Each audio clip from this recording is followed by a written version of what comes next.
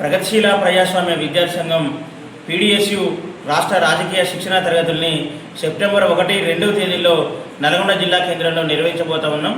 ఈ రాష్ట్ర రాజకీయ శిక్షణా తరగతుల్లో విద్యార్థులకి విజ్ఞానికంగా తగిన తర్ఫీదునిచ్చి భవిష్యత్తులో విద్యార్థి ఉద్యమాన్ని నిర్మించేందుకు ఈ రాజకీయ శిక్షణ తరగతులు ఉపయోగపడతాయి.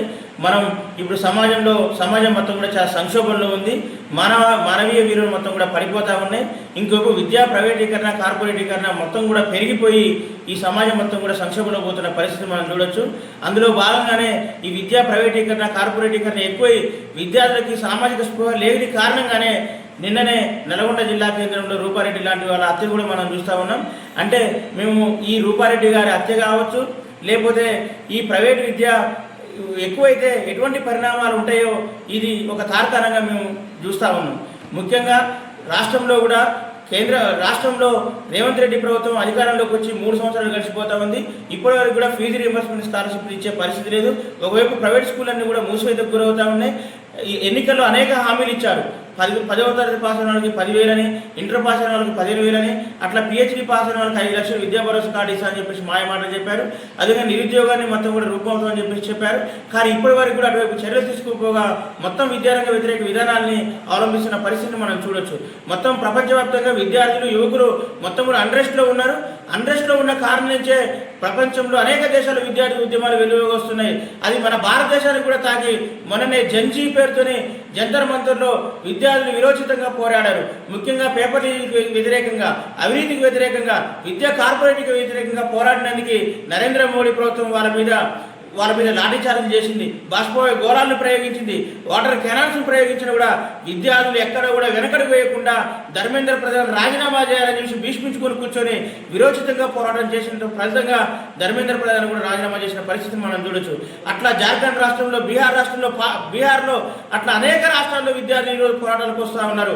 ఈ పోరాటాలన్నీ కూడా 1970 నాటి కాలాన్ని మనకి చూపిస్తూ ఉన్నాయి.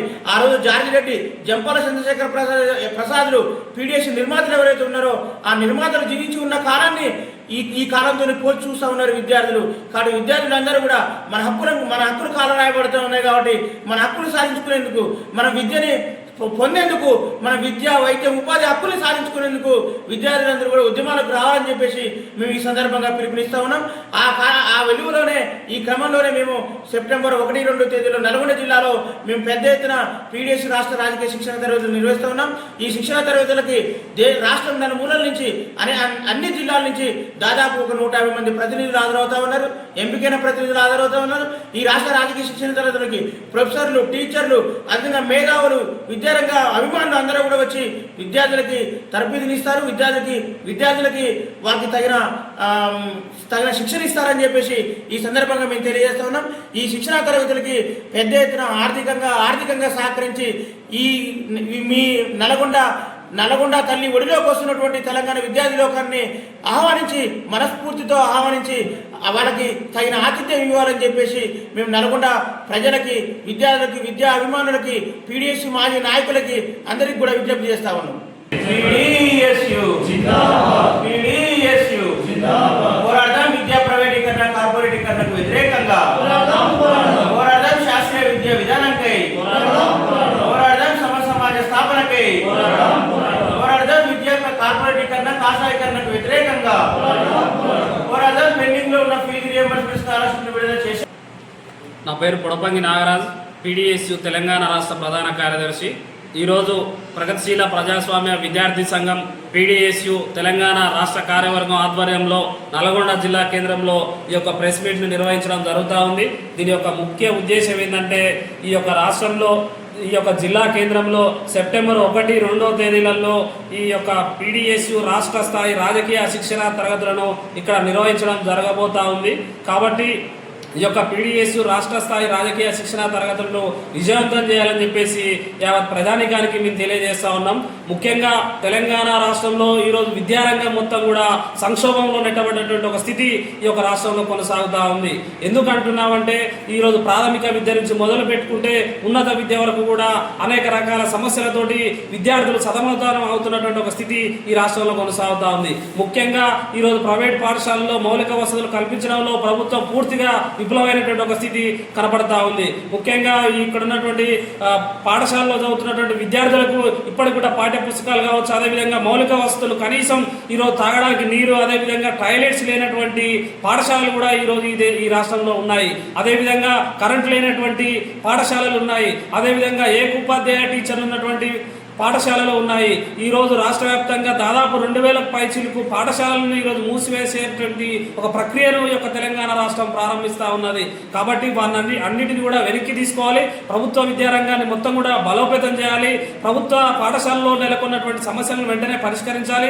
అదేవిధంగా ఖాళీగా ఉన్నటువంటి టీచింగ్, నాన్ టీచింగ్ పోస్టులు కావచ్చు, అదేవిధంగా ఎంఈఓ, డిఈఓ పోస్టులు అన్నిటి కూడా భర్తీ చేసి విద్యారంగాన్ని గాడిలో పెట్టాల్సినటువంటి బాధ్యత యొక్క తెలంగాణ రాష్ట్ర ప్రభుత్వం మీద ఉందని చెప్పేసి సందర్భంగా మేము డిమాండ్ చేస్తున్నాం. విషయం ఏంటంటే ఇక్కడ ఈ యొక్క తెలంగాణ రాష్ట్రానికి విద్యాశాఖ మంత్రి ముఖ్యమంత్రి రేవంత్ రెడ్డి గారి దగ్గరనే ఉన్నది. ఇంతవరకు ముఖ్యమంత్రి ఈ విద్యారంగం మీద రివ్యూలు కానీ, మీటింగులు కానీ, విద్యారంగంలో నెలకొన్నటువంటి సమస్యలను కూడా పరిష్కరించకుండా తన యొక్క కొనసాగుతున్నటువంటి ఒక స్థితి ఈ రాష్ట్రంలో కొనసాగడం వల్లనే ఈరోజు విద్యా వ్యవస్థ మొత్తం నిర్వీర్యమవుతున్నటువంటి ఒక స్థితి ఉంది. అదేవిధంగా ఇంటర్మీడియట్ విద్యకు వస్తే ఇంటర్మీడియట్ విద్య కూడా ఈరోజు మొత్తం కూడా ఎక్కడెక్కడ స్తంభించిపోయినటువంటి ఒక స్థితి ఈ యొక్క రాష్ట్రంలో కొనసాగుతా ఉంది. ఈ రాష్ట్రంలో ప్రైవేట్, కార్పొరేట్ విద్యా సంస్థలు వచ్చిన తర్వాత మొత్తం ప్రభుత్వ పాఠశాలలు, ప్రభుత్వ కళాశాలలు కూడా మొత్తం నిర్వీర్యమయ్యి ఈరోజు కార్పొరేట్ కోసమే పనిచేస్తున్నటువంటి ఒక స్థితి ఈ రాష్ట్రంలో కొనసాగుతూ ఉంది. అదేవిధంగా ఈ రాష్ట్రంలో ఉన్నత విద్య ఉన్నటువంటి ప్రభుత్వ రంగంలో నడుస్తున్నటువంటి విశ్వవిద్యాలయాలు ఏదైతే ఉన్నాయో ఆ విశ్వవిద్యాలయాల్లో కూడా ఈరోజు టీచింగ్ పోస్టులు భర్తీ చేయకపోవడం వల్ల ఈరోజు నాణ్యమైనటువంటి విద్యను అందించడంలో విఫలమవుతా ఉంది. ఈ ప్రభుత్వానికి అనేక సందర్భాల్లో మేము విన్నవించుకున్న ధర్నాలు, ర్యాలీలు నిర్వహించినప్పటికీ కూడా ప్రభుత్వం స్పందించట్లేదు.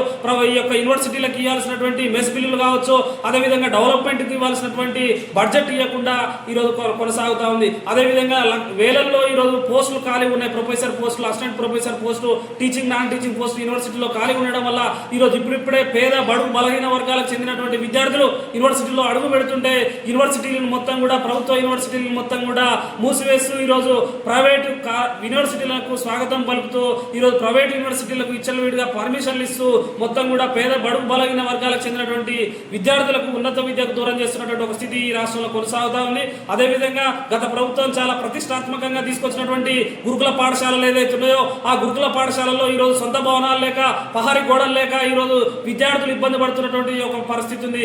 అనేక సందర్భాలలో కలుషిత ఆహారం వల్ల అనేక మంది విద్యార్థులు చనిపోయినప్పటికీ కూడా ఈ యొక్క కాంగ్రెస్ ప్రభుత్వం ఓన్లీ పత్రిక ప్రకటనలకే తప్ప ఈ యొక్క పర్యవేక్షణ శూన్యమైనటువంటి ఒక స్థితి ఇక్కడ కొనసాగుతా ఉంది. కాబట్టి తక్షణమే గురుకులాల్లో నెలకొన్నటువంటి సమస్యలను తక్షణమే పరిష్కరించాలి. అద్దె భవనాల్లో ఉన్నటువంటి గురుకుల పాఠశాలను మొత్తం కూడా సొంత భవనాలు నిర్మించాలని చెప్పేసి, అదేవిధంగా ఈరోజు తెలంగాణ రాష్ట్ర వ్యాప్తంగా ఉన్నటువంటి సంక్షేమ హాస్టల్లో కూడా విద్యార్థులకు కనీస మౌలిక వసతులు లేవు. అదేవిధంగా నాణ్యమైనటువంటి భోజనాన్ని కూడా అందించట్లేదు.